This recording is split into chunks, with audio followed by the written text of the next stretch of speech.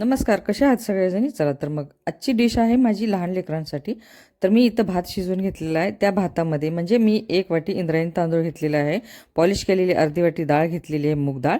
आणि त्या भातामध्ये शिजवताना मी 1 गाजर घातला, 1 टोमॅटो घातला, 1 छोटासा बटाटा घातलेला आहे, पत्ताकोबी थोडीशी घातलेली आहे, वाटाणे घातलेले आहेत आणि टोमॅटो पण घातलेला आहे. आणि हे शिजवून मऊ करून घेतलेलं आहे आणि त्या भाताला मी फोडणी दिली.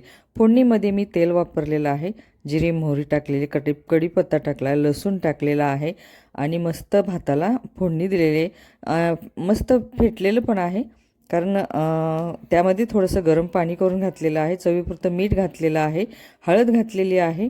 बघू शकता. थोडंसं झाकण झाकायचं, वाफू द्यायचं आणि थोडंसं शिजू दिलं की मग वरतून कोथिंबीर टाकायची आणि मस्त डिश तयार झालेली आहे. लहान लेकरांना आवडेल, मोठ्यांनासुद्धा आवडते. बघू शकता. शेअर करा.